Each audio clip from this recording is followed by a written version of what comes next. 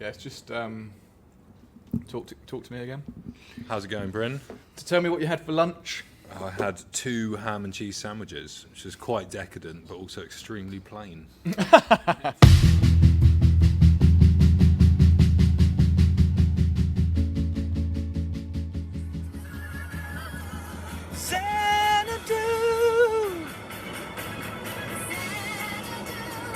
Yep, that's right. I am on the road to Bristol. Currently curving the bottom of the M25, heading west. I love driving to Bristol to visit the guys at the roastery. They're in Clifton. They roast all our coffee, if you weren't already aware of that. I'm less keen on the journey, but the joy of arriving, meeting the guys and gals, getting into my coffee nerd zone is always worth the 3-hour drive there and back. So this time I thought we'd make a podcast out of it.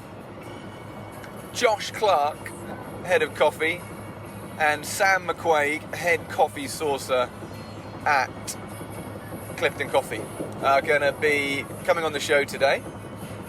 They are remarkably knowledgeable guys when it comes to the coffee industry. They're also lovely blokes, and they've got big hearts for justice. So since we have a podcast called the Justice and Coffee Podcast, it makes total sense, doesn't it, that we actually focus at least the occasional episode on coffee. I'm excited to sit down with the guys. I think collectively they've forgotten more about coffee than I'll ever know. But also there is such a clear link between the coffee industry and exploitation, human trafficking in some cases, and injustice in many cases. How it can be that we can pay £2.40 for a coffee and sort of 5 cents of that goes to the farmer. You know, what's happened there? Anyway, we'll get into all of that later on today when I get there and record the next episode of the Justice and Coffee Podcast.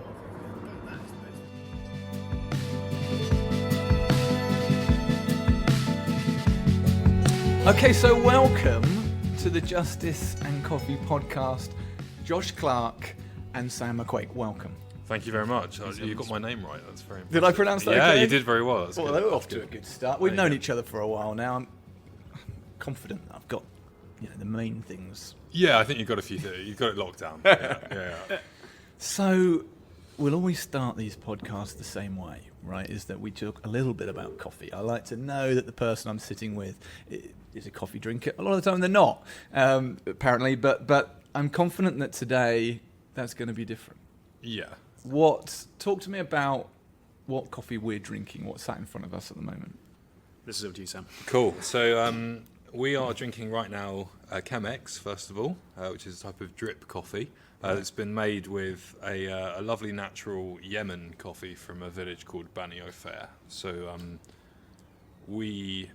do you want to say some more about who we are, or shall I? I want to know about the coffee. Cool. We're gonna talk lots about you. Cool. But this is delicious, and you can offer probably a better description of it than I would normally give. Cool. So Yemen is an extremely challenging origin to operate in, as you might imagine. For a number of reasons, but it's got a huge historical. So Yemen's the first place that coffee was taken to after Ethiopia. So things like Mocha, for example, is associated with coffee because of the port city of Al-Mokhtar, which is where most of the world's coffee shipped from, until sort of like middle 1600s sort of time when the Dutch kind of got involved and stole some seeds. So there's a huge amount of coffee history in Yemen, but obviously these days with the blockade and all of those things, it's very difficult to get goods in and goods out. Yes. So we are working with the villagers of Bani Ofair. It's a really small village. It's on the outskirts of Dammar, which is western Yemen. If you Google Dammar, actually what comes up is there was a very recent Saudi drone strike on a prison there that killed quite a large amount of people. about 2 days after we bought this coffee. So it's bang in the middle of the war zone. Wow. Banio Fair is very remote. There's no real road access. There's certainly not tarmac roads. It's all dirt and rocks and all that sort of thing. It's very difficult to get in and out. And until very recently, the farmers there were all growing cat, which is the QAT. Which you chew, right? Yes, it's a drug basically, Right. and it's kind of like the local drug of choice in a lot of that region. In a lot of other sort of Central and East African coffee growing regions as well. There's a lot in of Ethiopia cat, as well. Huge amount. Yeah. So we're working with the villagers there on a kind of value creation project to try and de-incentivize cat production and move everything back onto coffee. So that was the start of it. Right. And there's huge amounts of challenges there that we can talk about as well, like the so a lot of the trees in Yemen are like 70, 100 years old. They're not productive. They've never been pruned. So your average yield per tree is like a kilo of cherry a year, which is so average conversion. Sorry, I'm getting really. Where do I stop? Yeah. But that's fascinating. Carry on. So coffee is a cherry. For those of people who are listening that aren't aware, it's the seed, we might seed need of a to fruit. start sort of basics, work our way up. So average conversion from cherry into a green coffee product, which is the pre-roasted coffee, is 6.2 to 1. That would be like a normal conversion. So a kilo of cherry, divide that by 6.2. That's how much green coffee you're going to get out. Right. So that's per tree. Now, average in Ethiopia would be 5 kilos. 10, you're doing like really, really well. Yeah. Somewhere like Brazil, you might see 65 or 70 kilos per tree. Right. So we're talking like a 70th per tree of the production of Brazil. Yeah. They also don't achieve anywhere near that 6.2 to 1. That's an industry average. They're getting much more like 10 to 1. So each tree is producing probably, when all the conversions are said and done, it's really about 100 grams of green coffee, which then will lose about 15% when we roast. Yeah. So you'd be looking at each tree will produce about 85 grams of roasted coffee. So that's going to be what? Sort of 5 cups, something like that, give or take. Yeah. Wow. So incredibly low yields. And that's water access. There's no fertilizers in all of Yemen because you can use them to make explosives. Oh, wow. So there's a blockade blocking anything that can be used to up your production coming into the country, basically. So that's what we're drinking. Yeah. Yes, nice snapshot description of what we're drinking. Yeah, I'm sorry, that was a bit of a boast. There's a lot of info to get across. See, this is the difference, right? Is that when I introduce a coffee, if we do introduce a coffee, I'll normally say, it's from Brazil and it tastes really nice. Yeah. You offer a little bit more information, but that makes sense. What I said in the intro to this is that you both have probably forgotten more than I will ever know about coffee. And I love it. I don't know how many of our listeners will. I'm hoping we can maybe educate a few. But I find it fascinating, and we're going to talk more about that. But I'd love to know now, actually, maybe you could describe a little bit about how you came to work for Clifton and what you do here. Josh, we met. I never heard of Clifton Coffee Roasters until, bizarrely, we got connected through a family relationship, and it's turned out to be an absolutely key partner for Blue Bear. So how did you end up here? I'd say maybe by chance to a certain extent. I definitely ended up in the coffee industry with a bit of a stumble, put it that way. I went to university in 2009. Where did you study? I went to what was then called UWIC, which was the Cardiff Sports-Based University. Went there to study sports rehabilitation, not really knowing what I wanted to do with my life. I had no idea about specialty coffee. It's just sort of this wide-eyed boy from the valleys heading to the big smoke, which was Cardiff, to try and learn about city life and read about something that I thoroughly enjoyed doing. That is the degree of choice for anybody that doesn't know what to do with their lives, is sports science. Sports, so 100%. It was for me. Was it as well? We're in the same club. More common than we know about. Just while at university, some friends were involved sort of in coffee, just got some extra jobs. I got quite a kind of nasty injury and needed to continue doing university work. Wanted to find a cool space to be able to do that, though it wasn't uni halls, which is not the most it's not the best place to do work, I guess. There's a lot of distractions. Gosh, yeah. So I found myself in coffee shops, Also needed a little bit of spare cash, being a broke student as well. It's no discredit to my parents. Get that weekly allowance in there as well. But really needed to try and get a job. Spent a lot of time in coffee shops and thought, you know what, this is really cool. I'd like to be able to do this. Yeah. So started just literally washing dishes for a friend's deli that was at the end of my road. That sort of then rolled into doing a bit of a barista course and making some coffee. And then just sort of falling head over heels into the coffee industry throughout my time at university, constantly chasing new coffees to taste, trying different regions, different roasters. And that sort of carried on until I finished my university degree. I had my final exam on a Wednesday. And then on the Friday, I started full-time in the coffee industry, helping manage some shops in Cardiff. Wow. Straight out of university. Yeah, and then that sort of carried on for a couple more years, helped open a few more places, got more and more excited about coffee. At that point, Clifton had just started a roasting program. I started in 2013, the April, the year I graduated. And got offered a job to help develop a wholesale department at Clifton Coffee. At the time, I was really reluctant to take the job to a certain extent. I didn't really know much about Clifton Coffee, in all honesty, apart from that they'd supplied some pretty big businesses along the way. And I was just curious. I just got married. And my wife was like, we need a mortgage. Yeah. We want to buy a house. Pretty young then. Yeah, pretty young as well. What were you, 23 when you got married? 23, yeah, I've been married 5 years this year. Good effort, congratulations. Thanks, mate. And looking back through it, I guess, from what I believe as a Christian as well, I got ordained a lot of the stuff and where I've ended up and what I've ended up doing, stumbled into crazy conversations with people that have just steamrolled into relationships just like this with Blue Bear now. Yeah. So, needed a mortgage, wanted to try and get a house.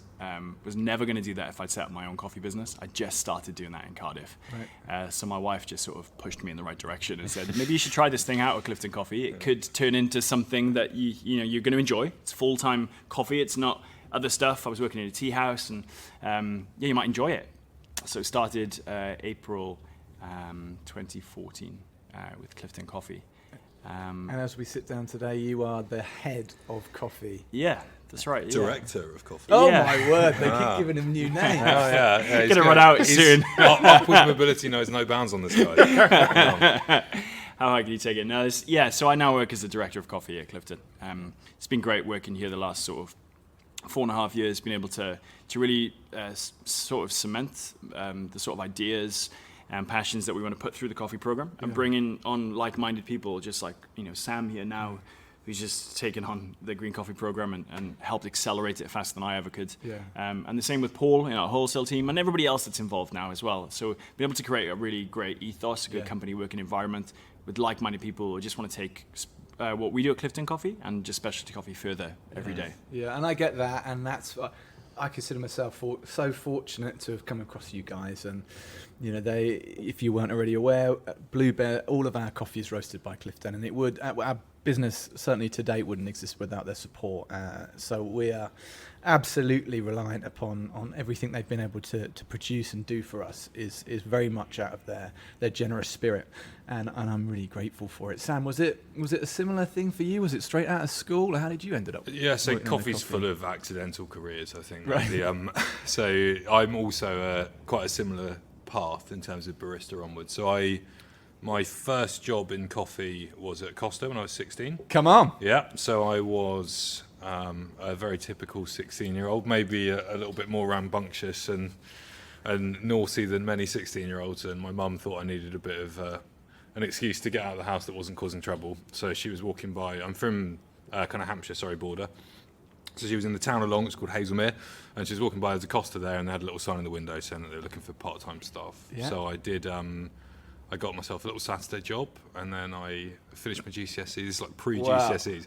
So I finished my GCSEs, and then I did one day on the weekend and one afternoon when I was at college. Were you straight onto the machines, or was it like Oh, yeah, no, I did... wiping tables and stacking chairs? Wiping tables, stacking shelves and stuff at first, but only during the training period. So that I was making coffee from, before my 17th birthday. That's good. Yeah. That's good Although it's very, I'd say I don't know that these days. It's been a long time since I worked at Costa, but the procedures were quite different to what we would teach at the training centre here. That's going to be my tactful way. I'm going to leave it at that, not say any more. And then I did that all the way through college. I was still on the Nescafe by this point. Yeah. Just stirring it in. Don't judge. Yeah, I'm a true coffee lifer. But 16 was, I mean, how far back is that? Well, that's a very good question. So that would have been 2016. What? No, sorry. What? That makes you sorry, 19 years old. so just for everyone at home, it's the end of a long day. That would have been 2006. Yeah, Okay. yeah. So I was born in 1990. So there's some easy maths there, but it's still too difficult for me, which is worrying because my job is mostly financial. Your coffee maths are a lot better. I can vouch for you there. I hope so. So yeah, I did that for a couple of years, and then I worked my way up to like being barista maestro, which is kind of head barista for a Costa store. So I was kind of responsible for coffee quality at the Costa store, at least the impact that I could have on it. And then, so that's like a whole training thing and all of that. And then I got offered the Rising Stars program when I was 18, which is Costa's like executive fast track thing. So people who they think will be good, they shoot them up through this thing and you go off to head office. But I turned it down to go and teach scuba diving in Thailand, which was a very good decision. It was a good decision. Yeah, I'm very happy with that. Yeah. So I did, so I had 2 gap years. I did 6 months in Thailand, 6 months in Costa, 6 months in Thailand, 6 months in Costa, and kind of financed my lifestyle in Thailand with the Costa work.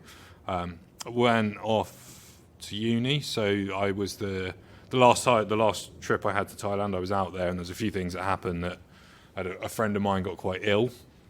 And basically, the long and the short of it is he had to have his leg amputated. Oh my word! Because of a infection that he picked up while he was diving, and because of the way the payment system works and all of that, you get paid per student per dive, or at least you did at the time. This is 10 years ago, so it may have changed. But you get paid per student per dive. You don't dive, you don't get paid. So he had a mosquito bite that got more and more infected. There's a lot of staphylococcus in the water around and all these sorts of horrible skin diseases and stuff. So he got more and more infected. He kept diving. It got into his bones. And then, yeah. And he couldn't afford to get home. So he was diving to save up money to buy a flight to get back to the UK to get treated because he didn't have any medical insurance. Wow. And by the time he got back, they ended up having to take his leg off above the knee.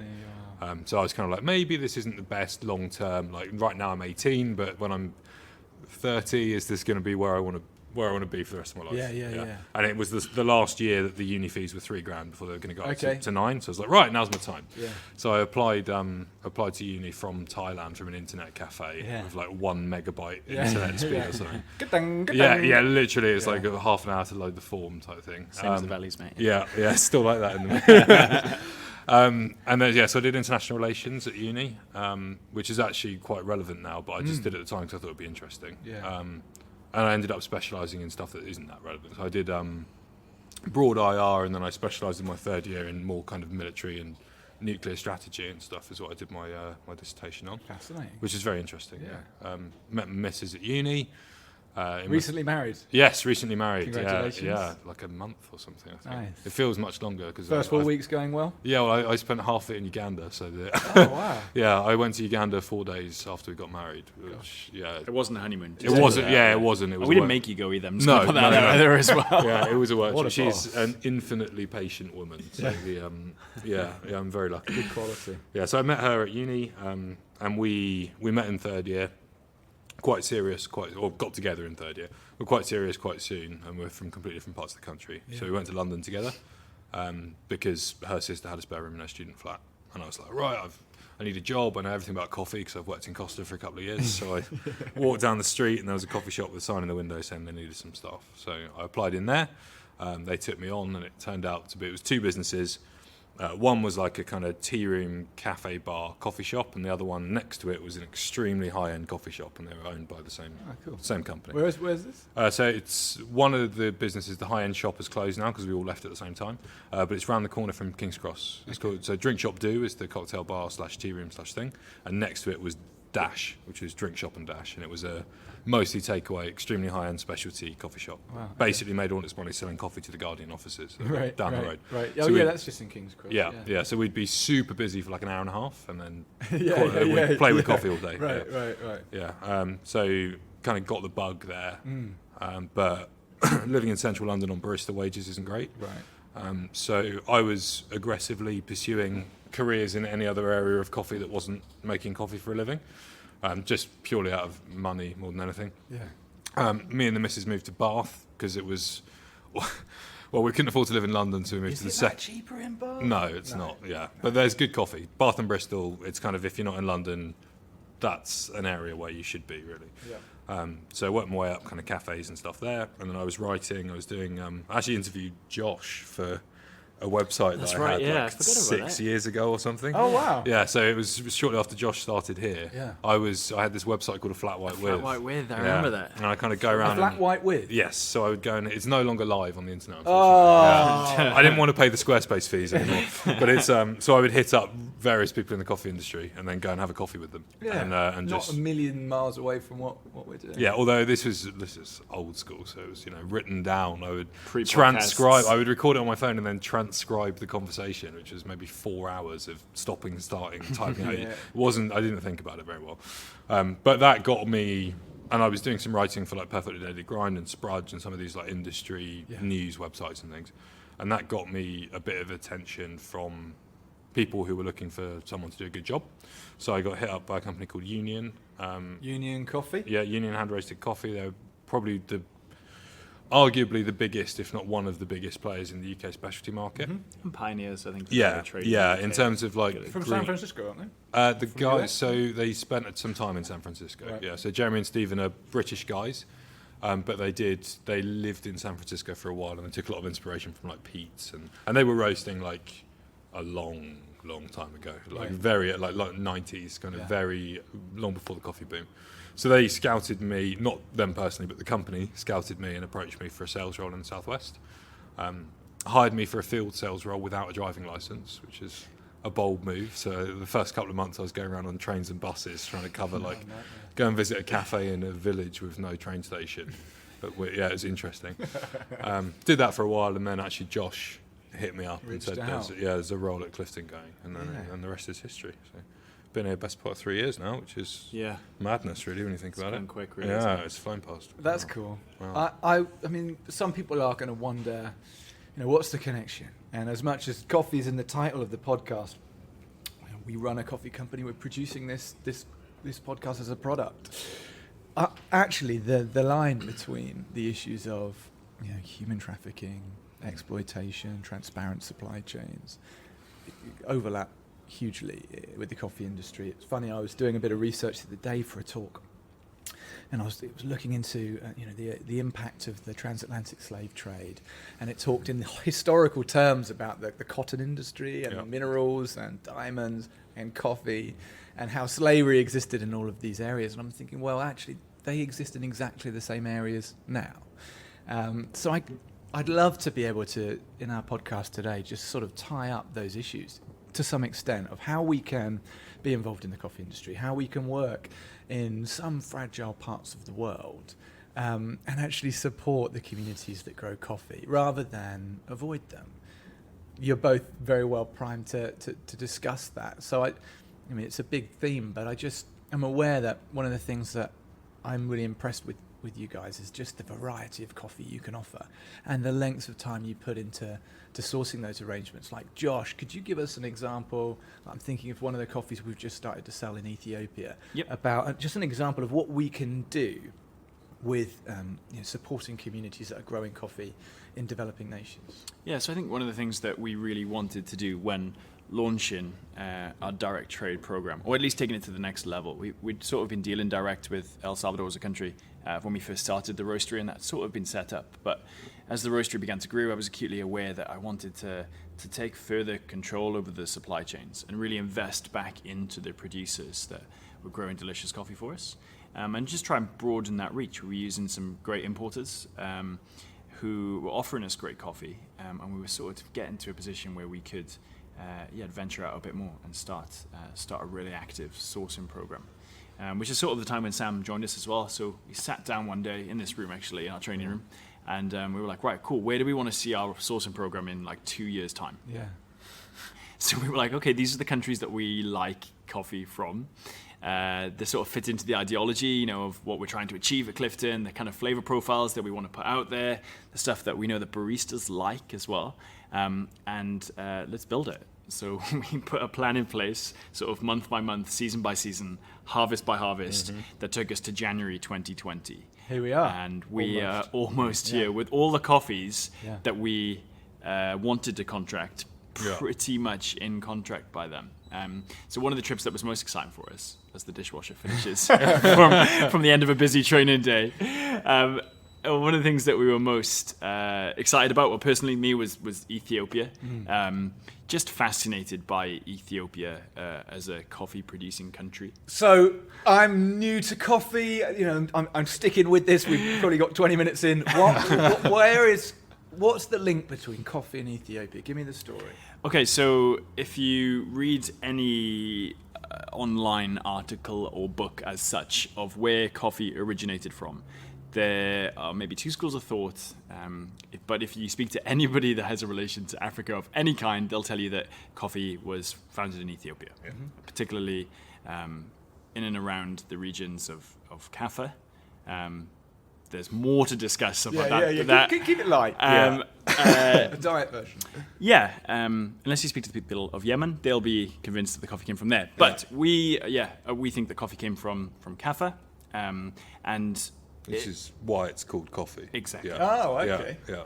And it's just so biodynamically diverse there, and there's just so a lot of the coffee is forest coffee there. It's not necessarily intended for consumption, as it were. The story of the dancing goat is probably one that's gone around, Which is that there is a goat herder in Kaffa in Ethiopia, and he began to notice that his goats began to perform or behave They were strangely, jumping around and stuff, with erratic performances, with high levels of energy from these cherries that they'd been eating.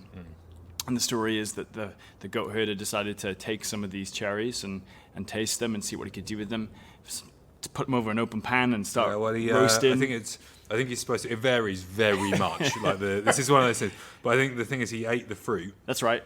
There's seeds inside, and he tried to chew one up, and he went, "Oh, this is horrible!" And he spat it out into the fire, and then the aroma of roasted coffee started to drift out from the fire, and then he roasted it. I thought you were going to say he fully digested it, and then he noticed after passing. No, that's something different. That's the one. But we could be onto fifth wave coffee there. Yeah. And so the story is that's where the coffee, as sort of maybe as we know it loosely, was born. Arabica, definitely. Yeah. Okay. Yeah. So we're back in Ethiopia. We're in Ethiopia. And you're telling me about the amazing. Excuse me, I'm eating a sandwich whilst we talk. It's professional as ever. We're running pretty low on the. There's a little top up if you want to make. We could do some more. Yeah, there you go, bro. Well, I've not left you guys with anything. No, don't you worry, mate. It's okay. We taste coffee all day. So Like 9 coffees into there. I can barely see. Yeah. So we're in Ethiopia, and we are excited, or we were getting really excited about it as a country. We wanted to work direct there for a while. Or at least I had. More often than not, our conversations go, Sam, I really like coffee from this country. How do we get it into our... How do we set up the logistics? Josh, this is far more complicated than you realise. Give me 3 months and I'll get back to you, basically. So we booked our flights to Ethiopia, and I was like, Sam, we're going now. we got to get it sorted. So we've been working with Phil Schluter from OLM Specialty Europe for a couple of years and bought some good coffee. And Phil was very willing to help us set up a direct supply chain. So the partners that we work with on the ground are an export company called BNT, Bryn and Teddy, who are probably two of... Which is BNT, is Bryn and Teddy. Yeah. Are they American? No, they're Ethiopian. Ethiopian. Oh, right, okay. They are two of probably, I guess, maybe the most reputable. In terms of specialty. Yeah. They're one of the largest specialty exporters. And Phil had been working with them for a period, I think, of about 20 years or something. It's something like that. He's been quite instrumental in helping them scale, I think, from two guys with a dream, basically. It sounds cliche, but yeah. So we were introduced to them on the ground in Ethiopia last November, and they pretty much gave us a tour of the country, I guess, and a full understanding of what Ethiopian supply chains look like, how washing stations work, how currency conversions work there as well. Which That's is quite complex. It's very complicated, and in Ethiopia more so than other places. But carry on the story, and we'll dig into that in a minute. Yes. Yeah. And it was just one of the most surreal trips I think I've ever been on, coffee-wise anyway, so far. The bit of context was that we 2017 we were asked to roast the coffee for the World Coffee Cup Tasting Championships that were taking place in Belo Horizonte in Brazil. Wow. So we roasted up all this coffee and we sent it over for the World Championships. Did you take part in that? Not that year. The year after I did. More to come. Come on. And so we sent all the coffee over, and we were going to go over and brew on the brew bar there. We had this sponsorship. We're like, great, this is great brand exposure for us, particularly as we're launching this direct trade partnership now. And we'd arranged to fly to Brazil to meet some people, some farmers, producers that we work with out there, go to the show. Then I was due to then fly from Brazil to Ethiopia and meet Sam there. So Sam had already gone ahead, gone to Ethiopia a couple of days, maybe 5 days, I think it was. Yeah, actually, about 5 days before. ahead of time to start understanding Ethiopia as a country and how we could get the coffee that we sort of want out. Which you can easily do in 5 days, right? Oh, it's easy peasy, yeah. So I arrive, as we go into the day that we're going to go to Brazil, the flight gets cancelled. And they're like, well, we can get you on another flight, which was 24 hours later, but the trip length is like a day as well. So by the time we'd have gotten to Brazil, we'd have been there maybe for, I don't know, like 8 hours before I'd have needed to then get on a plane from Brazil to fly to Ethiopia. So I ended up just not going to Brazil and going direct to Ethiopia. I arrived in Addis Ababa overnight flight,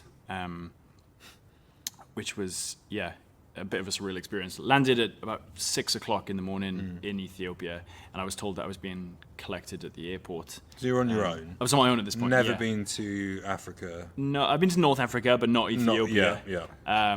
Been to Tunisia before, not Ethiopia. So landed in the country 6, 7 o'clock in the morning, sort of like delirious, having not really slept properly on a plane, and then I was told, it's going to get picked up. Yeah. So I sort of get there. It's an hour later. I've got my bag. And I'm waiting, and it's like an hour gone by, and I'm trying to now get on my phone, trying to work out like currency conversions in Bryn. Yeah, trying to get cash out and like all these things. Do I need to get a taxi? Where am I going? I know I'm in Addis Ababa, but Sam is actually in Yirgacheffe at the time on a 10-hour drive. A bit of context, So I was in one of the, probably the most famous coffee growing region of Ethiopia at the time, which is 10 hours down one road from Addis Ababa, right? It used to be a much shorter drive, but the Chinese are doing a lot of infrastructure building at the moment, and they, as is typical in a lot of infrastructure projects, there were complications. So they were going to, basically there was a huge amount of deaths on this road because it was like a single track road, but it's quite common in East Africa in general that people will overtake in rows of like 5. Yes. So if you come up behind and there's 3 cars overtaking each other, you just go round and you go around all 3 of them and you're good. So there's a lot of head-on collisions on this road. So the Chinese had a project where they're going to widen it to a dual carriageway each way, so 4 total lanes. So they took the top off the road, all the tarmac, and then they broadened it, and then all the money dried up and they pulled out. So it's gone from millions disappeared. Yes, yeah. So it went from a 4-hour journey on a nice tarmac road that was a bit dangerous to a 10-hour journey on an open dirt track, basically.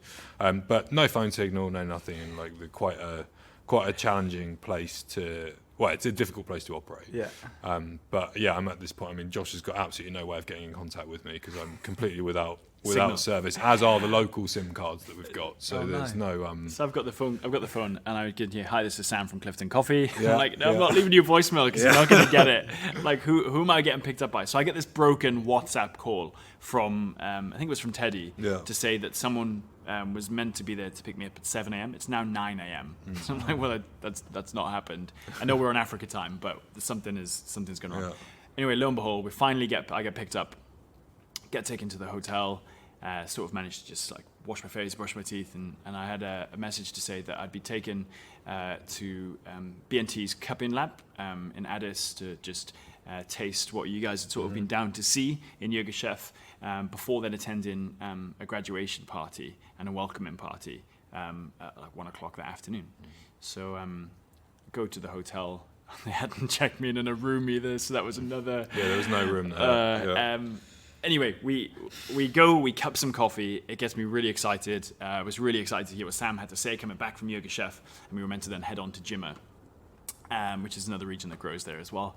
And still can get hold of you. We finally get to the point where, we go to Teddy's house, and I get there, and I realize that I'm like the only white person there, which is completely fine. Culturally, I'm sort of trying to get into the mix a bit in Africa. Right. Like, talking about anything, predominantly coffee. Yeah. More and more people arrive, and I start to see this is a bit of a celebration here. This isn't just your average get together on a Saturday afternoon. So I was like, okay, I've read a bit about how to be culturally appropriate and polite, and I'm just going to get fully stuck in. Yeah. So, and what time is it now? Like 1? Midday? Like midday, yeah. Still like, what time is Sam and the rest of the guys arriving at this party? They're like, they'll be here by 3. I'm like, great, an hour and a half. I can do a bit. I'm okay with small talk. Yeah. We'll get there. And time starts going on and on. Next thing you know, they bring this goat out, like into the yard area that we were, and sort of parade around a little bit, and then it heads back out the backyard, and we're sort of instructed to sit at a table. I asked, would I like a drink? The options were beer or whiskey and sparkling water. Yeah, which is very popular. That's a big drink. Okay. Yeah. So I asked for a beer. I got served a whiskey as well. I didn't ask. I was just polite Whiskey at this point. chaser. Just thank you very much. And then, the next thing you know is that this goat is just being killed. Oh. And they bring out a tray of raw meat in front of me with some chili sauce, and it's presented to me. Delicacy. Yeah. I've done a little bit of reading, and this was like, a bit of an honourable act, right? And it wasn't on your behalf, was it? it was for the this party. party. Okay. But You weren't personally responsible for the assassination of that goat. absolutely not. Okay. Bear in mind, I was a vegetarian for 16 years growing up as well now, so this is, it was a bit of a cultural shock, I guess. To which point they presented it to me and said, this is for you. And I'd read this as quite an honourable thing to be presented with, and I was instructed just to eat it. Yeah. I had no idea about the meat itself. I wasn't sure what the heck was going on. I knew that I had some probiotics in my bag, so I just put my hand in, shoveled 5 of them in my mouth, washed it down. Like probiotics. The pills. Yeah, because I didn't want to. I just arrived in the country. I'm not going to destroy my tummy with some meat. The that was raw. probiotics, Diarrhea and Imodium. That's what you need. That's the 3. That's your care package. You got them, you're going to be all right. Yeah. So then I'm like, well, I've got no water here, so I'm washing down these probiotics with a beer and whiskey chaser, and just get stuck into this raw goat, hoping that Sam would arrive as soon as possible. So this is like what, 1, half 1. And you so guys, you're continuing. So at this point, we're probably 7 hours away from where Josh is. Wow. So and none of us are contactable and all of that. So So I just had to entertain, I guess, the rest of the guests that we were there with for the next sort of 7 hours, while trying not to be laced with beer and whiskey. which and you didn't water. manage very well. After No, it an was- all-night flight. It was a cultural eye opener, I must say that much. Yeah. So we get to the point where Sam comes back. He arrives. I think it's about like 9:30, 10 o'clock. Yeah, the best is that when I evening. get about an hour from Addis and the phone signal kicks in, and it's got like 500 texts from Josh going, "Bro, are you okay? What's going on?" I'm like, this road is dangerous. Like, Everyone is this- keeps telling me you're going to be here in half an hour, like for an hour and a half, And this has 3 been going on hours, since 4 lunchtime. hours. Yeah. So we arrive. Sam arrives back. We sort of rendezvous, find out what's been going on in Yirgacheffe. I wasn't sure if I was going to actually be able to get down there at that point, and we were due to head on to Jimmer afterwards. Long story short, there'd been a lot of social unrest. There'd been some controversial statements and marketing that had been published. It was about coffee. We can talk about. It was that about coffee. if you Yeah, it want. was about Ethiopian Airlines. So it was Abiy Ahmed, who's recently got the Nobel Peace Prize. We can talk a little bit about that as well if you want. But Haile Mariam Desalegn, who was the previous prime minister, we actually had the pleasure to sit down with him for a couple of hours. It was the most surreal trip, actually. Yeah, thinking it was a about. bit mental.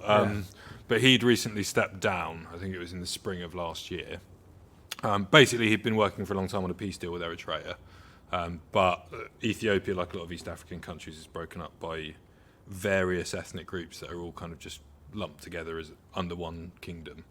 And the majority ethnic group in Ethiopia is Oromo. And basically, Haile Mariam Desalegn didn't think he could get the peace deal through because he's not Oromo. So he stepped down. Abiy Ahmed stepped up, who is Oromo, and then said, I've brokered this fantastic peace deal with Eritrea, and everyone went, fantastic, and he got a majority because he's the right ethnic group, right? So Abiy Ahmed is from Oromia, and Ethiopian Airlines, and maybe like a week before we'd left, or around the time we were there, had done a big press release saying, with pictures of Abiy Ahmed saying, come and visit Oromia, the home of coffee and our Prime Minister. Right? And everyone in Kaffa was very upset about that. Because they claimed it was the home. Because coffee's from Kaffa. So then all the people from Kaffa went into Romeo and started burning cars. Oh, gosh. Basically, so it was unsafe. So the night before you met with the police commissioner with Phil, and they'd sort of said that it pretty much wasn't safe to go across. There the was Jimma. some German buyers were blockaded inside a hotel and then airlifted from a helicopter from the hotel roof. There's like riots in Ethiopia. Commonplace. They're more common than they would be elsewhere, and you have to take them seriously a bit. So the conclusion of this tale about what this is can a very be long done story. with Ethiopian coffee project.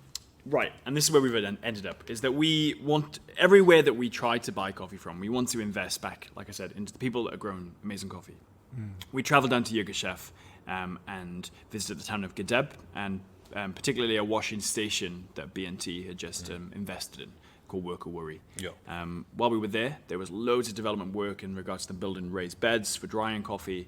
And we sort of started to look around, and we could see there were quite a lot of children in and around this washing station. We chatted to B&T, we chatted to Phil and the Olam guys, and we knew they were a very reputable supplier, totally against child labour.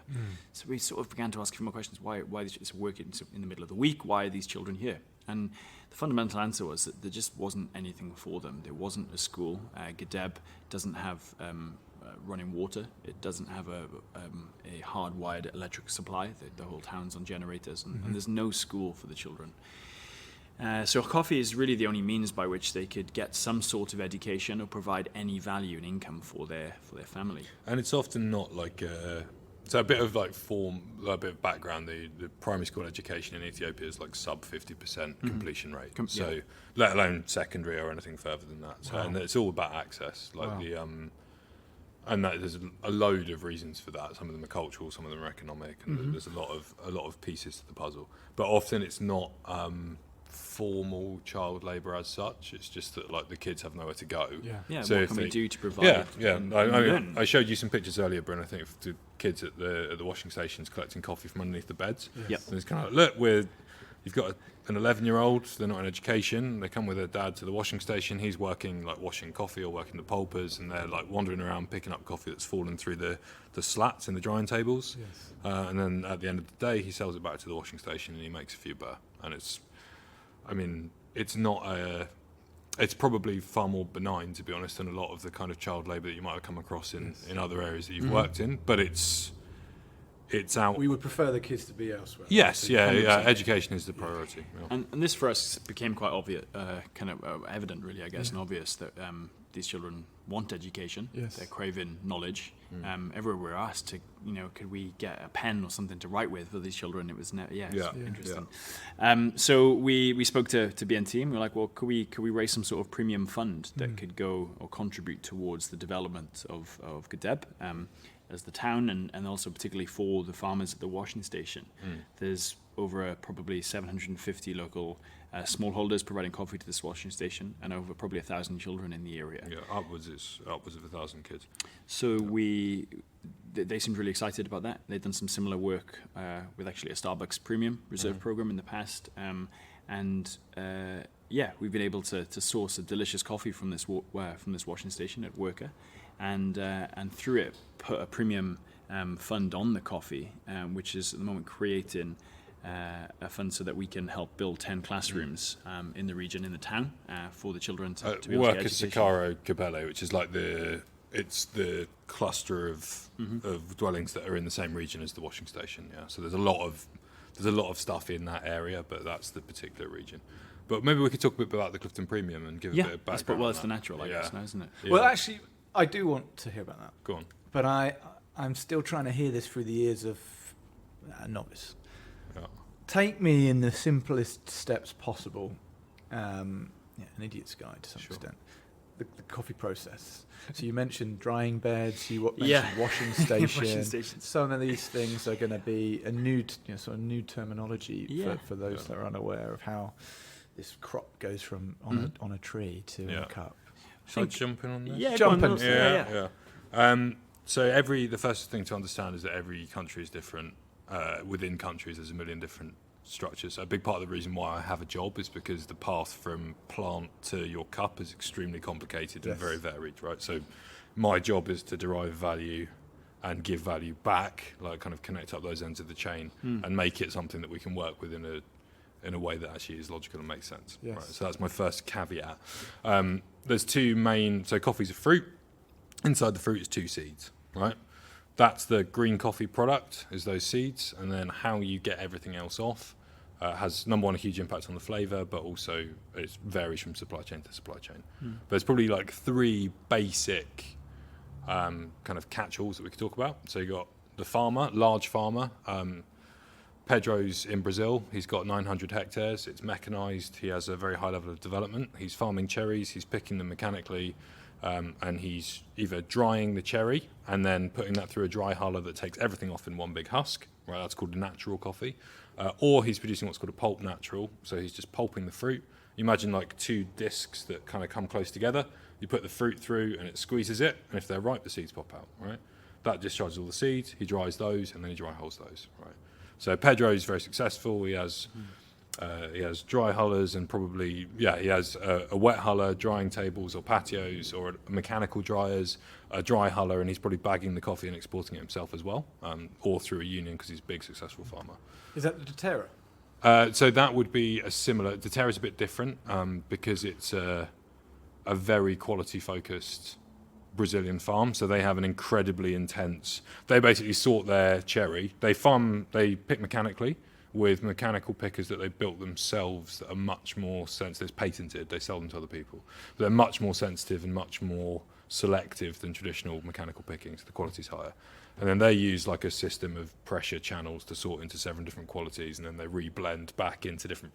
But I mentioned that because we sell. yes. So I would say doTERRA would represent the pinnacle of what's possible to achieve with that style of system. Okay. Like ecologically, quality-wise, everything, they're like the best. Yeah. Right. But that would be that kind of supply chain.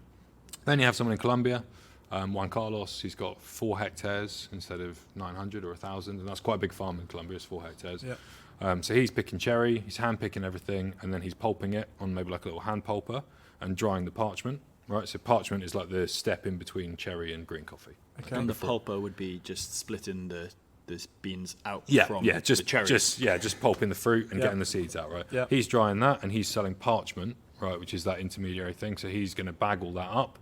He's not going to dry hull it to green coffee.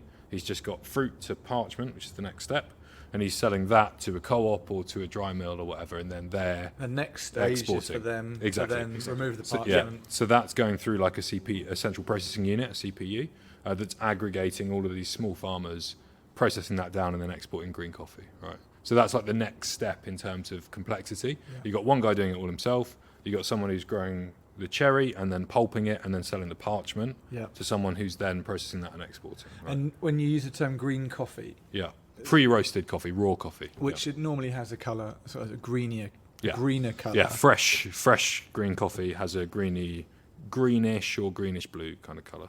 But when it's roasted, it obviously takes on turns brown, sort of caramel, chocolatey. Yeah, exactly. So then the last kind of example, and these are all simplifications, and every variant of everything has a different, but the last one would be a washing station model. So this is what we're talking about in Ethiopia.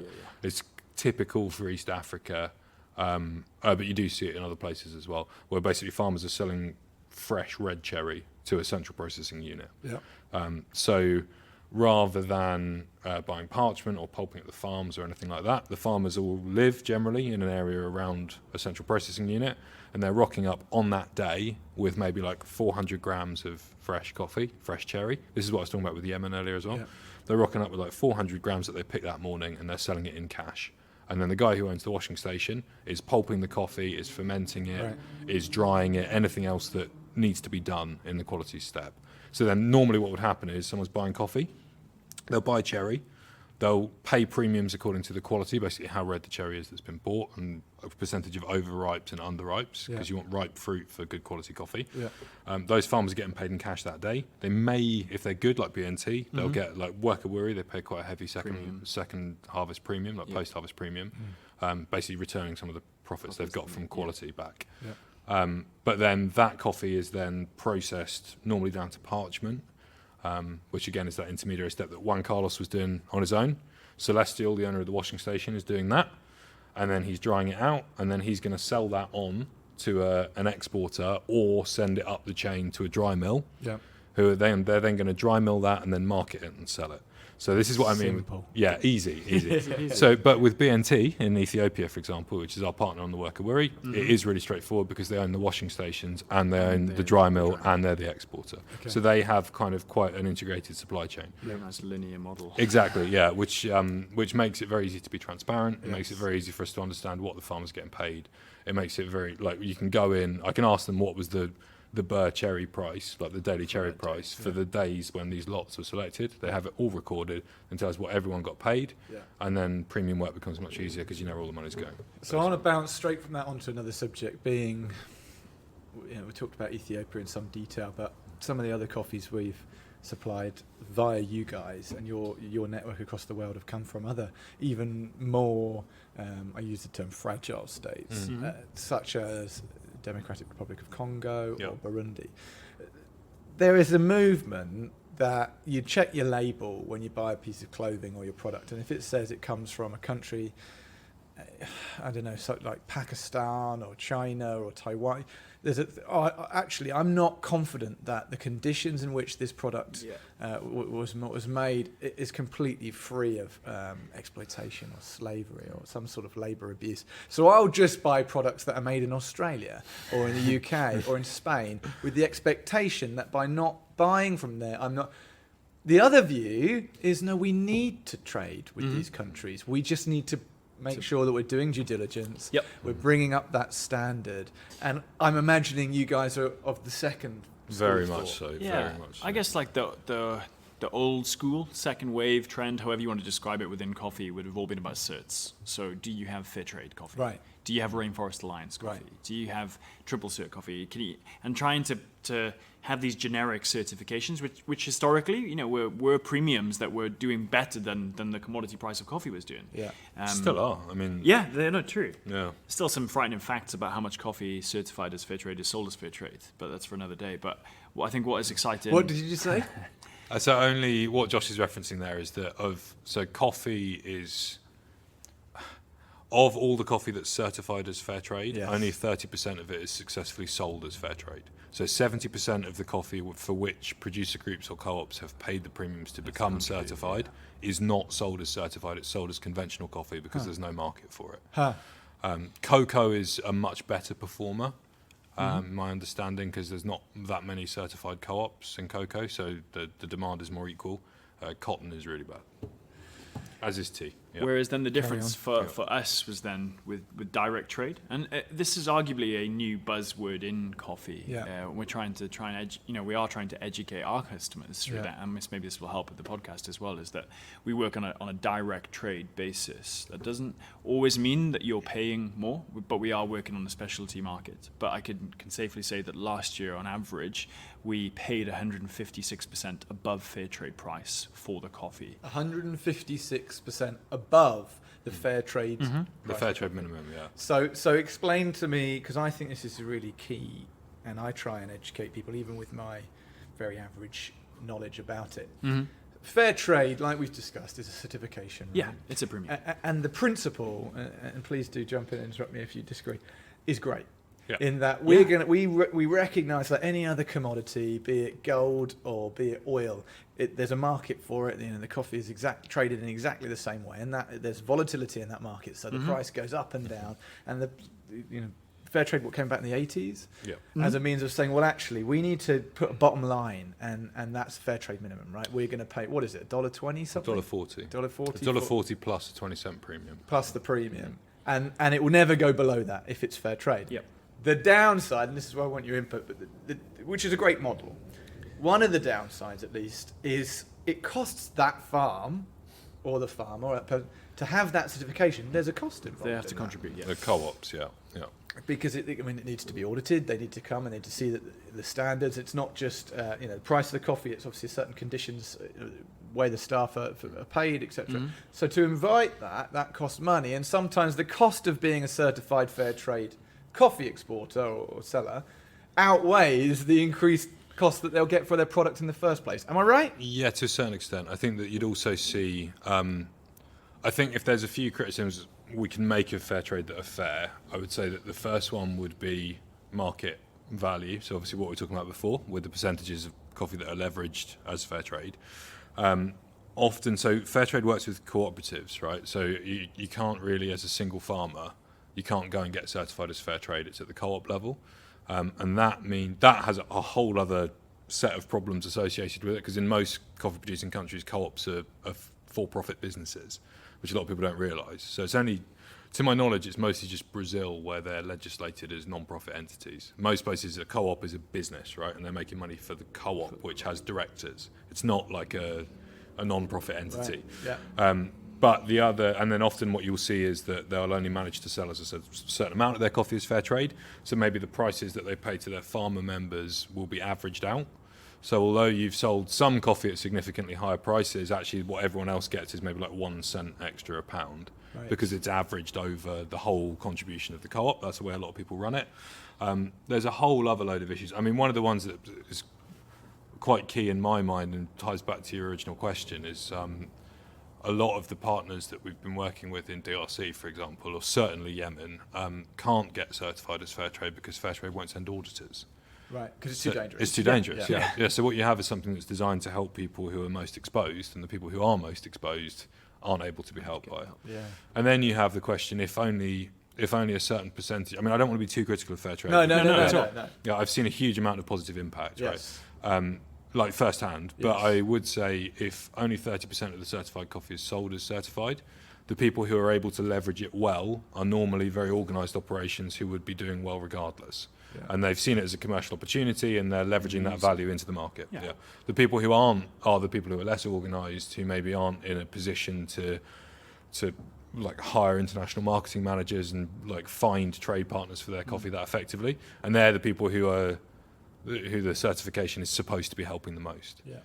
I guess this leads us then on to what I guess has been a bit of a brainchild of Sam's. I'm not going to take too much credit from it at all, really. But the Clifton Premium, which is something that we've tried to sort of instigate and strike up with all the partners that we buy. So on the specialty market, on a direct trade basis, we want to invest back into the people that are most important. They are the producers. We want to add value to them so they can invest in whatever they need from a sustainability perspective, to make sure that we all get great coffee year on year. Yeah. So the idea basically is, and this kind of ties back to the direct trade thing. So on average, the fair trade is really good at doing what it's supposed to do in the instances that it manages to achieve its aims, i.e. the certified coffee is sold as fair trade. There's a whole other economics question that I won't get into, which is the question for another day, where I'll get my blackboard out and talk about supply and demand curves and intervention pricing and all that fun stuff, because my view is it's not a long-term alternative solution. But ultimately, because of the qualities that we're working in, we're paying much higher than the fair trade minimums. Right, so the fair trade minimum is $1.40. As Josh said, last year we were paying upwards of 150% higher than that as a mean average. So there's not a huge amount of value in that for us, and to sell a fair trade product for us carries a cost. Yeah. So we have to pay as a roaster as well to put that sticker on the bag, Yeah. and that pays a lot of admin fees in the Yeah. UK and all that sort of thing. But we're kind of like, why we're already paying way beyond that? What's the point? Yeah. Right. But there are a lot of really good things about fair trade, and one of those is the premium structures. So fair trade has a social premium, and that social premium is put back into project work or development and all those sorts of things. And I think that there's a huge benefit in building infrastructure that can benefit the wider community, facilitated with specific purchases, right? So Ethiopia is a good example. We're investing in this school. Yeah. That serves everybody in that region, not just the specific farmers whose coffee we've bought. Yes. And I think that there's something very positive about that it moves things into a broader development space away from specific commercial value to us. Yes. And I thought that was very positive. So what we have is the Clifton Premium. It's an optional premium that's available to our partners at origin. So it's not me going to places and saying, I want you to do this. Yes. Because I have no idea what people in Nicaragua need. Yes. It's certainly not better than they do. Yes. Right. So our partners at origin are able to pitch towards a project. There's a few KPIs and things that they need to satisfy for us to know that the money will be used as it should Yes. be. The project needs to fill one of the 3 pillars of sustainable trade, so economic, environmental or social. Ideally, the best projects will cover multiple branches, but it needs to be geared at least towards one of those, and then clear, definable objectives that can be measured and fed back. So, nothing wishy-washy. I need to know if you say we want to do farmer training. I need to know how many farmers. I need to know over what time scale, and I need documentation of implementation. And that would be reviewed for sort of ratification purposes. So we can't. That money's not going to end up in the big bosses. Yes, exactly. A swimming pool in as a state. Yeah, exactly. And that. So we're quite stringent with our terms on it, but what that basically leads to is quite a good allocation of funds, which we're quite proud of. So we've had a huge amount of success with it. Actually, it was trialled last year, and I mean we can touch on a few bits and bobs, but my personal favourite project that we're not supposed to have favourites, but give me an example.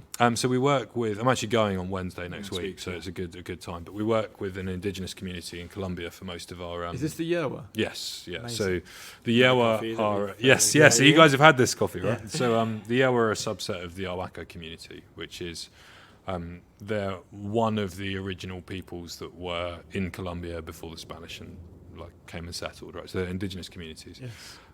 So we work with an indigenous rights organisation in the north. It's a non-profit indigenous rights group that uses coffee and cocoa exports to raise funds and awareness for the struggles of the indigenous people in the Sierra Nevada de Santa Marta mountains. Right. So last year, and this is the coffee that you were serving, so this is great to talk about.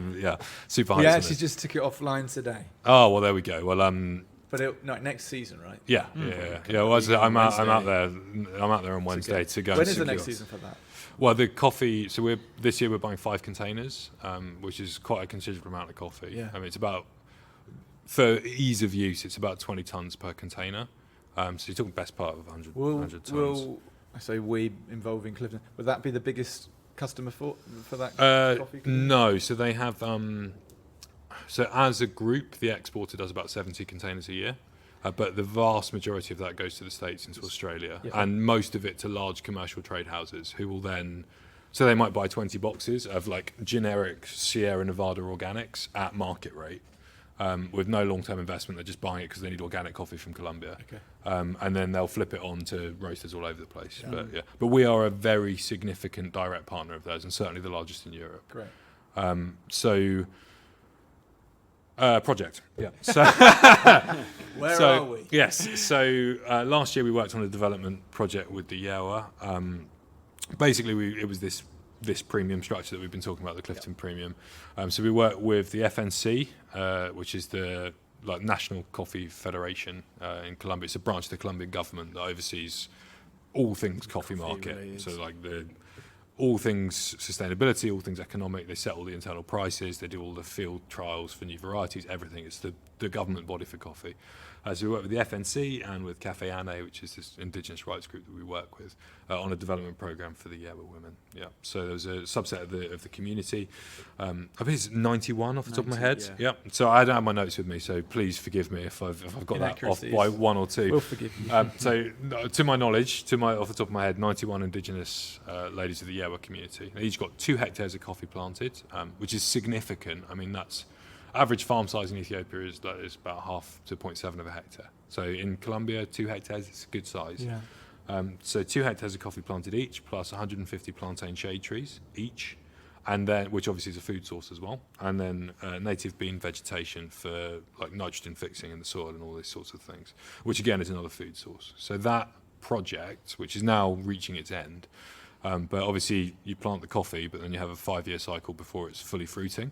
Yeah. But at that point, at current market rate, that's going to be worth about $650,000 a year to the community in exports. Yeah. Average income is sub $300 a year per person. So we're talking a huge capital increase. So our work is helping them plant those trees. Oh yes, yeah, exactly, yeah. So we've specifically contributed to, because it's a big project with multiple partners and funding coming from different places. Right. But we specifically have contributed to planting of the trees, farmer training programs, and pruning, which is a big thing for productivity. Yeah. With all of that going on, so we talked very briefly on the Colombian project, a little bit more in detail in the Ethiopia, this Clifton Premium model. Yeah. Where's the profit? Is there profit left over at the end of the day? Can we afford to do this and still? Well, that's the third pillar. That's economic, right? So, environmental, social, and economic sustainability. All three of those have to be there. It doesn't work. So if we price ourselves out of the market and we can't be competitive, our coffee's too expensive, no one wants to buy it, then we can't come back next the year. whole thing collapses. It's not sustainable. And I think that's really interesting. I had a conversation with someone the other day, actually a lawyer that's probably going to come on the podcast. I won't mention her now, just in No case spoilers.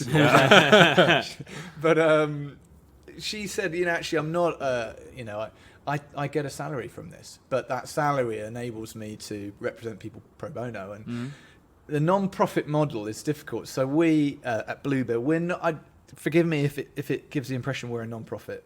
I might still have that on our, somewhere in our literature. Yeah. But we are a for-profit. The difference is we give our profit away. Yeah. But we want to make a profit, and it's with So that that you profit can that we can reinvest. give it Exactly. away. We can use that Yep. money, and there's some thinking, having a profit, you can't have both, right? In the most simplistic black and white binary sense. Oh, these guys are making all the money, and we, to some extent, we sort of demonize the hugely successful organisations, certainly in the coffee industry, even Yes. like the Big Five, and because they're making so much money. But we need, like you say, it's an important pillar of business. This is not sustainable. Yeah, I would say in terms of the, it would be good to break it down slightly. I'll try and be really brief And if you can say whether you think, without being unfair, whether you think this model is more appropriate, more culturally sensitive, more compassionate in its very makeup than the sort of operations that take place by the big guys who own the lot, right? Yeah. They own every element of that supply chain. Yeah. I would say that that's another huge question. It's a big issue. We can get into that. Big questions today, Bryn. Yeah, and we're already maxed up on time. Yeah. In terms of basic, how are we lean enough in our supply chain that we're able to fund these projects and still be competitive with the next guy? Yes. Which is the basic question to economic sustainability of these project work. That all has to do with the style of trading and importing that you're doing. Right. So basic supply chain structure, you have, and we'll forget about all the processing and everything. We've got coffee FOB, means free on board, so that's coffee on a container at a port at origin, maybe Santos port in Brazil, and that's on the container on the ship, right? That's free on board, okay? So you have coffee from that point. Someone has to buy it, they have to bring it into the UK, and then they have to deliver it into a warehouse and roast it. Yeah. So a couple more links in the chain. yes, exactly, yeah, and that's even before we get. There's a whole load of stuff that happens after it leaves us as well, before it becomes a beverage, obviously, because it has to go to cafes and they have to all of these things. Right. So ultimately, there's two main ways of doing that. The first one is spot. So coffee that's available on the spot means I can buy it today and have it in my roaster. So there's loads of importers in the UK, some that do a great job, some that do a mixed job, and some that are sketchy. I will name absolutely no names. So yeah, but so I can ring up multiple people I know. Sorry, I can't read that. You just wrote it down on a piece of paper. Don't try and catch me out, Bryn. So I can ring up plenty of people that I know and say, hello mate, how's it going? I need 4 tons of a really nice Guatemalan coffee. What have you got? Yeah. And I say, I've got this brilliant coffee. It's from this farm and this is the farmer. And if they're really good, they'll say this is what they got paid all the way through and it's super ethical. It doesn't mean it's not been traded ethically. It's just available in a warehouse in the UK. And I can buy it off them and have it delivered Is that to my how roaster. most of it's done? That is so at our end of the industry in specialty, yes. Especially Yes. And it's arguably to a certain extent how we used to operate before we had means to grow into what we do now. It's a scale issue, right? So you're when you ship a container, you're shipping 20 tons of coffee, give or take, right? And it can be economical. You can ship half of that, but it increases your costs per kilo, right? And then you also need to have enough expertise within your company that you're happy to buy a container from someone in Guatemala, which is you need to. There's a skill set that comes with that, right? So that's spot coffee. And when a trader or an importer brings in a container, they might bring in 5 different lots of coffee from Rwanda, and they're betting basically on the fact that they're going to be able to sell that coffee for more they bought it for. So there's a huge amount of risk involved in that for them. And the margins in green coffee trading are tiny, so they have to have pretty hefty markups in order. I mean, a markup of say a really nice Rwandan coffee They might buy it for like $3.50 a pound, something like that. And they're going to sell it to me for like $5.50 a pound, right? Yeah. And it sounds extortionate because all they're doing is bringing it in, but they're offsetting the losses of the other half of the container. Yeah. That's all it is. And if coffee has a degradation attached to it, so it doesn't stay fresh forever. So it's time sensitive. So I need to sell the coffee when it's fresh, and it needs to move through. And if I can't sell it when it's fresh, I'm going to start losing money. Yeah. So that's spot coffee, right? Huge amount of risk, high margins for the trader for very good reason. But that means financial pressure at my end and financial pressure at the exporter's end, right? Yeah. Then there's back-to-back trading. So what we do with our direct stuff is back-to-back. So I fix price with an exporter or a farmer or whoever it is, the aggregator at origin. I say, hola Ricardo, como estás? And we select a price we're happy with. We settle on something we think is fair. And then I ring up an import company and I say, I'm paying Ricardo $3.50 a pound for this coffee. Can you bring it in for me? The container is going to be available at Chiskachapa Cooperative. That's an example of people we work with. FOT means we're going to pick it up on the truck, sort it out. And then they basically provide a trade finance line. They provide logistics services and they bring all the coffee in. Yeah. So they have a big credit line because they trade like $100 million worth of coffee, right? So their finance is much cheaper than mine. They are they might do 2,000 containers a year, so they're a major shipping customer. So they've got really good shipping rates. They know what they're doing. They're really quick and easy, but they're adopting no risk because I've bought all the coffee from the time, I've bought all the coffee by the time it gets on the ship. Yeah. So their margin goes from $2 to 10 cents. And then suddenly we're way leaner and we can afford to, it's a saving in it for us as well. Yeah. We can pay the farmers a bit more and we can do project funds and still come in the same as people who are buying differently. And afford to go and visit and meet these people face to face. Build long-lasting relationships. We don't want to just buy coffee and say sayonara, see you later, or maybe next year if your coffee's good enough, which it's the truth, it happens on the spot market a lot. Yeah. We want to build long-lasting relationships. That started with our E1 project, who Sam just sort of related to there, Ricardo at Chiskachapa, through to now all the extra and the other countries that we're working in. We want to see people, we want to meet them, we want to work with them. And just get better coffee. I think you've both been extremely fair, actually, in the way you've described the industry. And I don't want to focus on the negatives, but I hate injustice. I hate where people exploit and take advantage. And I know that exists in this industry in the most simple terms, and maybe even translated for someone that's just a customer that likes buying coffee. What should we be looking to avoid? What is the model that leaves the person at the end, the farmer, who's going out 7 days a week to pick the coffee off the crop, that ends up with 5 cents worth of money from a £2.40 coffee that we buy in a specialty coffee? Where's all that margin disappeared to? And I love what we're doing. I love what you're doing. I love how we've partnered and this longer term relationships. Let's get to know the people and the culture, see what they need, see how we can incentivize and support them and still be competitive. There's no panacea to these issues, but I can't see at the moment a better way of doing it.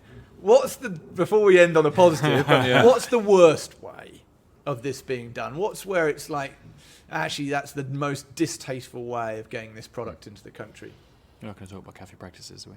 No, we're not going to talk about cafe practices. Google that if you're interested. But because people want to know. They want to. People need to know the distinction, rather than just go, okay, Clifton and Bluebird. I think there are other people doing good stuff. Of course. I think the biggest thing is just awareness, right? I think we want to be a lot more aware of where we are spending our money these days, particularly if a flat white is costing upwards of £3 these days. So I think the first thing, maybe this is something that's, I think it's happened since the last recession, is people care about what they're spending their money on a little bit more. They want to know a story. It's a great sign. And I think that's great. Like, do your diligence. If you're buying coffee in the same place every morning on your commute, so you've got it at the weekend at the same time, do your research behind who is that roaster, who is bringing that coffee into the country. Dig a little bit deeper. We've tried to put a load of resources. We don't market our business particularly very well often because we're busy doing, but we don't, there are some resources to explain how we get our coffee, our story behind our fair trade premium, our direct trade premiums, and particularly on the Blue Bear website as well. It opens up a story, a narrative, a dialogue between crop to cup. So I think that's the first place that you can start. Without, people can make informed decisions. We've spoken a little bit on supply chains. We've spoken about direct trade. We've spoken about specialty. We've talked about premiums. I think the thing is just to look at, where is this coffee coming from? Does it say direct trade? Does it have any sort of certification? And I guess the easiest place to go to find that is going to be Bluebear's website. Oh, hey, not your first rodeo. However, just to nip in with some specific examples, because it sounded like you wanted specific examples of what bad practices look like. I'm walking through Sainsbury's or John Lewis or whatever, and I'm going to get some coffee. It's Christmas. I want to get some good coffee. I'm looking at 2 different bags. Why do I pick one over the other? So I would say why. If we talk about practices, so there's a perception in the consumptive markets, in the general consumer, that most of the bad things that happen with coffee is like big predatory Western companies exploiting people at origin, and there's a very good reason for that, and I'll give a great example of what that looks like in practice in a sec. But I would say that a huge amount of the corruption, human rights abuses and issues that happen in coffee happen at the origin level before it's exported, right? And a really good ballpark for those sorts of practices is traceability. So if you look at a bag and it says Guatemala, Yes. and that's the traceability. So on vague. It's been bought as Guatemalan coffee. Yes. without Sometimes any I've even read a knowledge of- bag. It said Guatemala, and you read the contents, and it's like not Guatemala. Yes, It's like yes. Kenya and Vietnam. Yeah. Yeah. So, Wow. so Central America, I call them coyotes. In East Africa, they're normally called akrabi, but they're kind of aggregators, wheeler dealers who Yeah. buy maybe cherry or coffee or however, and then flip it for a massive markup. Yeah. That can be. I mean, there's very good examples of them providing a great service. The classic example is like a smallholder dry coffee in Congo. There'll literally be a guy walking through the bush in Congo with an AK-47 on his back and a machete, cutting down bamboo and working his way through, coming across 3 huts, and then buying a couple of kilos of dried coffee from them in cash that day, putting it in his backpack and carrying on through the bush, right? And that's the supply chain before it, like that's how the coffee gets out, right? Yeah. So that guy is providing a service that no one else can, but often it's predatory. Another good example would be migratory labour. So these is like the big, everyone in coffee talks about farmers. Very few people talk about farm workers. They're downstream in terms of value from the farmer. So if we're in a position where farmers are like coming in way below cost of production, as they are right now in most of the world, prices are under the cost of production for the farmer, that financial pressure doesn't finish with them, it gets transferred down to migratory labour and seasonal workers. Right? And they are like truly without a voice in the coffee industry. So it's very common practice, particularly in Central America, to load up buses, for example, of people from Honduras, drive them into El Salvador. They'll work picking coffee for a few weeks on the farm, you'll drive them to the next place. And that can take every form of that, as you can imagine. Yeah. So it can be super benign and everyone's getting paid great and everyone's super really happy. Yeah. The perfect example would be what Ricardo does, which is use the local community and just pay them really well and they're really happy to work for him for a couple of months over harvest, right? But that can be all the way through to what I'm sure you're imagining with your background of Human trafficking. yes, yeah, exactly. Seizing passports, and they'll send a brother to Guatemala and a sister to Honduras, and then they're split up for 9 months, and they work for, cents a day, if that. Wow. Sometimes nothing, but basically to get their passports back. Yes. So that again is an example of what things, what things can be like. So one of the helpful things you said there is look at the traceability. So Yeah. look at the back. Does it give you any details about the farm in which it was produced? Yes. Or anything like that? I'm thinking, as I said, I'm like pretty sure that's not on coffee bags. But you also, you can dig in. So I would say a great start would be to buy from companies that are making an effort. So Blue Bear would be great, but you can go I won't name names because I know loads of people at all of the companies you'll find in the supermarket. But you're going to go in, you're going to see a few brand names, Google them, Yeah. have a look at their website, Yeah. have a look at their traceability strategies, Yeah. their sustainability strategies. Yeah. And more and more these days, we see those stories associated, right? You will be able to find information about a coffee, its story, and look at their CSR policy, their ethical trading policy, and everything else that will go with it as well. And I think I've answered 3 emails this week about our ethical trading policy. Yeah. Well, people were just emailing out of interest. All the time. All It's the a time. good sign, isn't it? Yeah, all the time. Yeah. Particularly if we're a wholesale roastery as well, and maybe we've partnered with a new coffee shop that's opened in a new area that we've not really been in yet. They've seen our bag on the shelf, and the first thing we do, we get an email. Can you're a coffee roastery.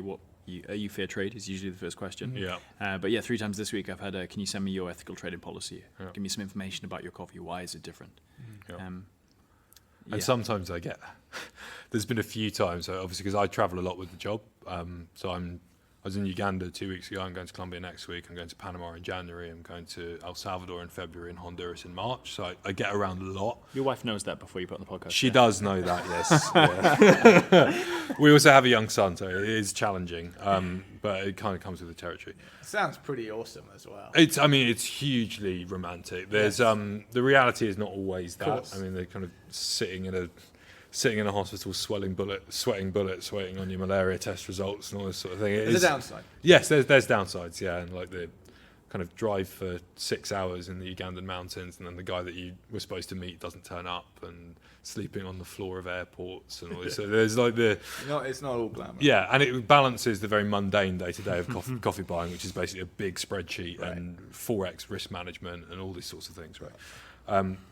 But how did I get on to travel? Why did we start talking about travel? No. I don't know. I don't know either. Yeah. You lost me at Forex. I want to close this with. Obviously, you'll hear this back and Oh yeah, of course. I'll be Make complete sense. Oh, yeah, such a good point. yeah, I'll put so many comments on the Instagram post, mate. Just wait. We're not live yet, though, are we? This is the warm-up. Oh, I forgot to press record. I want to close with something positive. I always look for something positive, and I want to ask you both the same question: is what? Not just specifically about the coffee industry, but obviously in relation to what we've been talking about. I mean, what gives you hope? What are the signs that there is a positive movement building, or whatever? You know, what can we seize as a positive from the direction we're going that's going to reduce people being mistreated and exploited through this industry? I think there's two things for me. The first is just seeing more and more of our wholesale partners get really excited about the initiatives that we're involved with. What can we do to invest? How can we help? And continue to buy and grow those volumes. We're seeing a big step as well towards sort of blockchain stuff as well, where we're seeing not just coffee roasters and farmers talk about their price and what they're paying their pickers and everything else, but through to specialty coffee shops as well, being open in the prices that they're paying and they're charging as well. And maybe that'll be one day in the future where we'll see everybody go open book and work out it's business. There needs to be some sort of economic value that goes across the supply chain, but so that everyone can be treated fairly. I'd say for me, I mean, I fall victim to some pessimism sometimes because I'm obviously exposed to quite a lot of stuff, and it can be difficult, like the levels of poverty that you come across, and I'm sure you found the same, Bryn, with some of the things that you've been involved in, where it can be very easy to get drawn into dark areas. But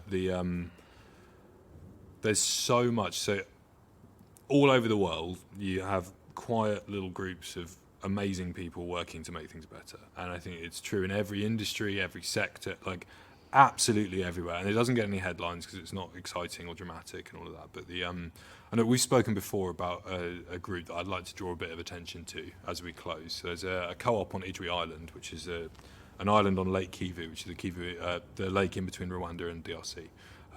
But Idri Island belongs to Congo, which is part of the DRC. There's a co-op there called Rebuild Women's Hope that was founded by a 28-year-old woman, which is in itself is a big thing for that part of East Africa. Like the gender relations there are not what they are in the West, and it's basically been founded as an initiative to help improve conditions for women who've been victims of domestic violence.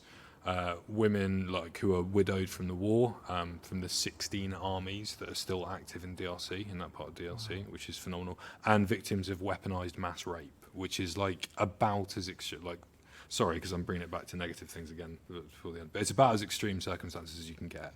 And I think it's very hard to look at, from someone who comes from a super tidy existence, in my lovely little house just outside Bristol, and everything's lovely and we're all good, it's very hard to look at people making the best out of that kind of situation and feel bad about where we're going.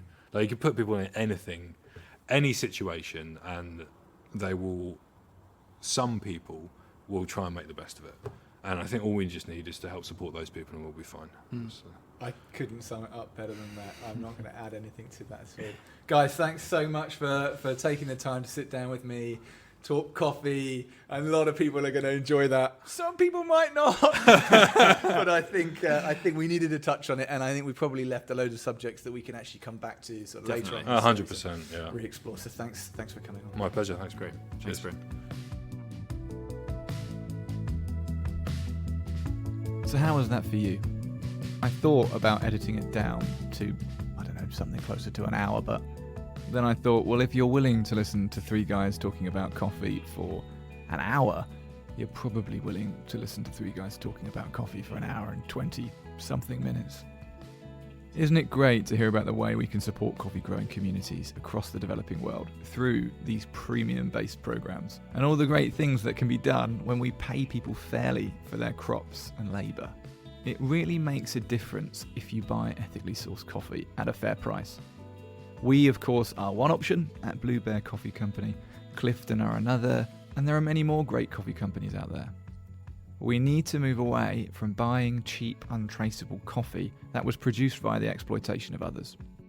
If you've got a business, or you're a member of a church, or a health club, or pretty much anywhere that serves coffee, I implore you to find out what coffee they're serving. Has it been ethically sourced? And if it hasn't, perhaps you can help change that.